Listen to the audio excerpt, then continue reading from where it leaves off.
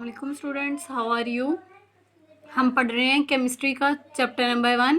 आज का जो हमारा टॉपिक है वो है वैलेंसी। वैलेंसी जो है बहुत ही इंटरेस्टिंग टॉपिक है और बहुत इंपॉर्टेंट। तो सबसे पहले हम इसकी डेफिनेशन देखते हैं। डेफिनेशन क्या है इसकी? It is the combining capacity of an element with other elements. कि ये क्या है कि एक एलिमेंट की दूसरे एलिमेंट के साथ कंबाइनिंग कैपेसिटी है, कि जुड़ने की जो सलाहियत है।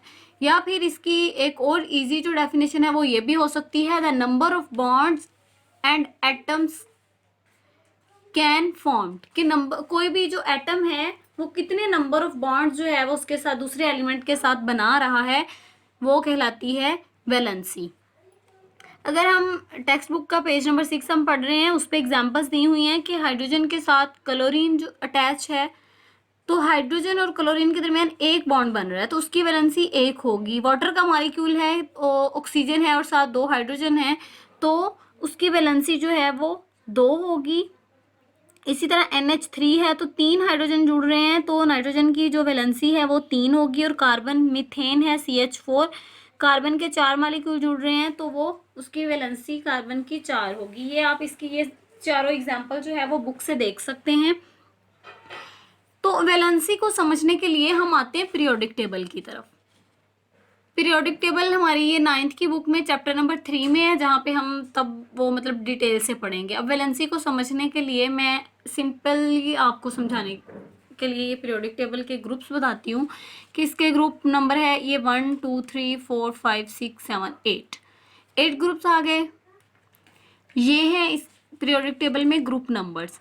ग्रुप नंबर्स जो हैं वो क्या शो करवाते हैं? 2 चीज़ें हैं, एक तो वैलेंसी और दूसरा number of electrons in the outer most shell. यानी जो ग्रुप नंबर होगा वही उसकी वैलेंसी होगी उसके एलिमेंट्स की ग्रुप में। इसमें जितने भी हैं सोडियम, पोटाशियम, रुबिडियम, सीजियम, ये सारे, और इसमें जितने भी ये जो एलिमेंट्स हैं सारे, ये क्या हैं इस ग्रुप में, उनकी वैलेंसी 3। ये सपोज फर्स्ट ग्रुप के एलिमेंट्स हैं, इसमें जितने भी एलिमेंट्स हैं इनकी वैलेंसी जो है वो 1 होगी और इसमें नंबर ऑफ इलेक्ट्रॉन भी 1 ही होगा।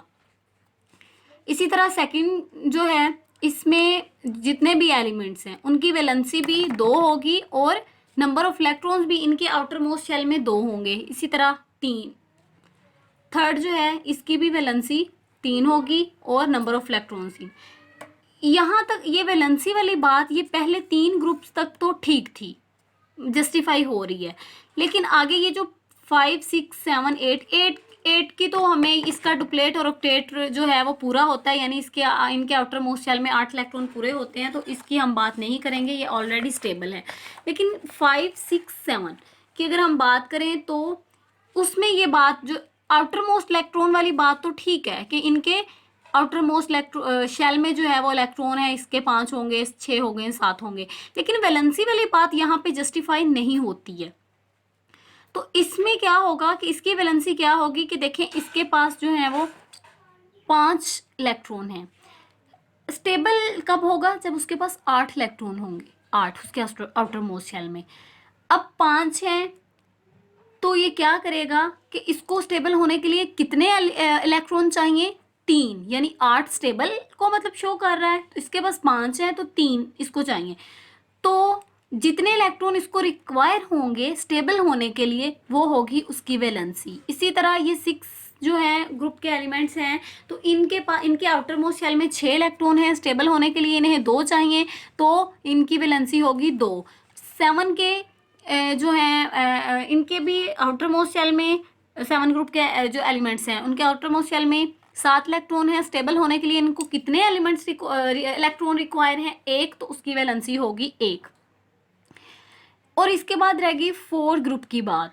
देखिए 4th ग्रुप के जो एलिमेंट्स हैं उनके आउटर मोस्ट शेल में 4 इलेक्ट्रॉन होते हैं और उनको स्टेबल होने के लिए 4 इलेक्ट्रॉन की ज़रूरत है। तो इसमें कोई भी पीरियोडिक टेबल में ऐसा एलिमेंट्स नहीं है कि जिसको 4 इलेक्ट्रॉन्स रिक्वायर हों। तो फिर ये क्या करेंगे कि अपने इलेक्ट्रॉन्स जो हैं वो शेयर कर लेंगे। जैसे ये कार्बन है CH4, तो ये मीथेन, तो ये कार्बन क्या करेगा, हाइड्रोजन के पास 1 इलेक्ट्रॉन है और कार्बन के पास 4 हैं, तो फिर ये क्या करेगा कि अपने इलेक्ट्रॉन हाइड्रोजन के साथ शेयर करके एक स्टेबल जो है वो मॉलिक्यूल बना देगा। तो जो बॉन्ड जो है वो शेयरिंग ऑफ इलेक्ट्रॉन से बने तो वो कहलाता है कोवैलेंट बॉन्ड, और जो कंप्लीट ट्रांसफर से बने, जैसे ये फर्स्ट सेकंड थर्ड के ये जो हैं अपने इलेक्ट्रॉन्स जो हैं ये डोनेट कर रहे हैं, ये फर्स्ट 3 जो ग्रुप्स हैं ये अपने इलेक्ट्रॉन देते हैं, डोनेट करते हैं, और ये 5 6 7 वाले जो हैं ये एक्सेप्ट करते हैं, उनको लेते हैं। तो ये इसमें क्या होता है कि कंप्लीट ट्रांसफर होता है एक इलेक्ट्रॉन का, मतलब एक एलिमेंट से दूसरे में। तो ये हुए आयनिक बॉन्ड, और ये शेयरिंग से जो बने वो बनता है covalent bond. In simple ionic compounds, valency is the number of electrons gained or lost by an atom of an element to complete the octet. Elements having less than 4 electrons in their valence shell, कि वो elements जिनके less than 4 होंगे, जैसे ये 1 2 3 ये वाले जो elements हैं फर्स्ट ग्रुप के, ये क्या करते हैं, they will be prefer to lose their electron to complete their octet, के अपने ऑक्टेट को कंप्लीट करने के लिए वो इलेक्ट्रॉन्स को लूज कर देंगे, दे देंगे, डोनेट कर देंगे। For example atom of sodium and magnesium and aluminium have 1 2 3 electrons in their valence shell. देखें हमारे पास ये एग्जाम्पल है सोडियम की। सोडियम का जो एटॉमिक नंबर है वो है 11। पहले शेल में कितने हुए, 2 इलेक्ट्रॉन, दूसरे में 8, और थर्ड जो आउटर मोस्ट शेल है जो उसका वैलेंस शेल है उसमें रह गया 1 2 8 10 और 1 11। तो अब इसको अपना ऑक्टेट कंप्लीट करने के लिए ये क्या करेगा कि अब इसको ऑक्टेट कंप्लीट करने के लिए 7 इलेक्ट्रॉन की ज़रूरत है। तो ये 7 इलेक्ट्रॉन लेना इसके लिए थोड़ा मुश्किल काम है, बल्कि बहुत मुश्किल काम है। तो ये क्या करेगा अपना ऑक्टेट कंप्लीट करने के लिए, ये अपना ये जो 1 इलेक्ट्रॉन है, ये 7 ग्रुप वाले जो एलिमेंट्स हैं जिनको अपना ऑक्टेट कंप्लीट करने के लिए 1 इलेक्ट्रॉन की ज़रूरत है, वो उनको दे देगा। अपना ऑक्टेट कंप्लीट करने के लिए ये दे देगा। तो इस तरह ये दोनों जो मॉलिक्यूल हैं ये स्टेबल हो जाएंगे, और इसकी जो वैलेंसी है वो 1 होगी। और अगर हम मैग्नीशियम की बात करें तो उसका एटॉमिक नंबर होता है 12। पहले में 2 हैं, दूसरे में 8 हैं, और तीसरे जो उसका आउटर मोस्ट जो शेल है, वैलेंस शेल जो है, उसमें 2 इलेक्ट्रॉन है। तो ये क्या करेगा कि ये 6 जो ग्रुप नंबर 6 के जो एलिमेंट्स हैं इनको अपना इलेक्ट्रॉन जो है वो दे देगा।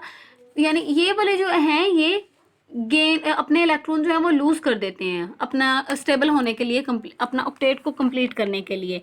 लेकिन जो एलिमेंट्स जिनके मोर देन 5 होते हैं, 5 इलेक्ट्रॉन्स होते हैं, यानी 5 या मोर देन 5 5 6 7 8 7 तक, तो वो क्या करते हैं कि अपने ऑक्टेट को कंप्लीट करने के लिए इलेक्ट्रॉन गेन कर लेते हैं, इलेक्ट्रॉन हासिल कर लेते हैं। तो जैसे कि हमारे पास एग्जांपल है नाइट्रोजन है, ऑक्सीजन है, क्लोरीन जो है, इनके जो होते हैं 5 6 7 8 इलेक्ट्रॉन्स होते हैं वैलेंस शेल में। तो वो क्या करते हैं कि 3 2 1 इलेक्ट्रॉन्स जो हैं वो कंप्लीट उनको चाहिए होते हैं to complete their octet. Hence they show the valency 3 2 1 respectively. और ये बुक की सेकेंड लास्ट लाइन में बताया गया कि a radical is a group of atoms that have some charge, कि एटम्स का ग्रुप है जिसपे कोई ना कोई चार्ज हो तो वो कहलाता है रेडिकल्स। अब ये थी सिंपली वैलेंसी की बात, लेकिन सम टाइम जो है वो वेरिएबल वैलेंसी जो है वो वेरिएबल भी होती है। तो उसकी एग्जांपल्स हम देखते हैं। Some elements show more than 1 valency, के कुछ एलिमेंट्स हैं उनकी 1 या 1 से ज़्यादा जो है वैलेंसी होती है, और उनकी वेरिएबल वैलेंसी होती है। For example in ferrous sulphate FeSO4 जो आयरन की वैलेंसी है वो 2 है, और इन फेरिक सल्फेट आयरन की जो वैलेंसी है वो 3 है।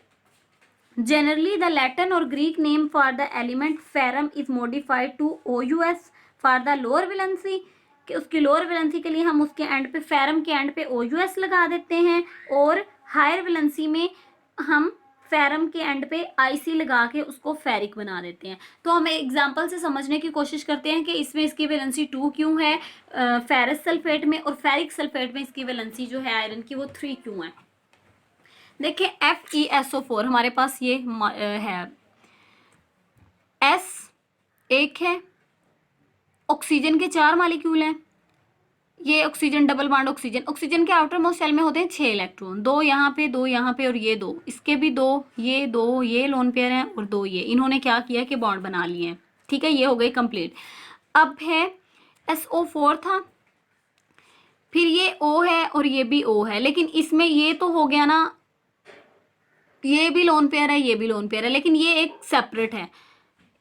यहाँ पे एक इलेक्ट्रॉन है और एक यहाँ पे है, ये भी सेपरेट है। तो इसने क्या किया कि S के साथ बॉन्ड बना लिया, सेम बना लिया, और सेम केस इज हियर। लेकिन और फिर ये आयरन आया है, तो आयरन ने क्या किया कि इसका ये जो सेपरेट था इलेक्ट्रॉन, इसके साथ बॉन्ड बना लिया, तो ये बन गया FeSO4। तो अब आयरन जो है वो कितने बॉन्ड बना रहा है, वो 2 बॉन्ड बना रहा है, तो इसलिए इसकी वैलेंसी 2 होगी। लेकिन ये था फेरस सल्फेट में। लेकिन फेरस सल्फेट में क्या है कि इसमें है कि SO4 थ्राइस, यानी सल्फर है 7 ऑक्सीजन, फिर सल्फर 7 ऑक्सीजन के 4 मॉलिक्यूल हैं, फिर सल्फर है 7 ऑक्सीजन के 4 मॉलिक्यूल्स हैं। और यहाँ पे अब आयरन के हमारे पास 2 मॉलिक्यूल्स हैं। तो इस आयरन ने क्या किया कि इन 3 ऑक्सीजन के साथ बॉन्ड बनाया है, इसने भी ऐसे ही है। तो अब आयरन जो है वो कितने बॉन्ड बना रहा है ऑक्सीजन के साथ, वो 3 बॉन्ड बना रहा है, तो इसलिए इसकी वैलेंसी जो है वो 3 होगी। ये था हमारा वैलेंसी का कॉन्सेप्ट। आई होप आप लोगों को समझ आ गया होगा। अगर नहीं समझ आया तो आप कमेंट सेक्शन में आप क्वेश्चंस कर सकते हैं। कल हम जो टॉपिक डिस्कस करेंगे वो है कंपाउंड्स। अपना ख्याल रखिएगा। अल्लाह हाफिज।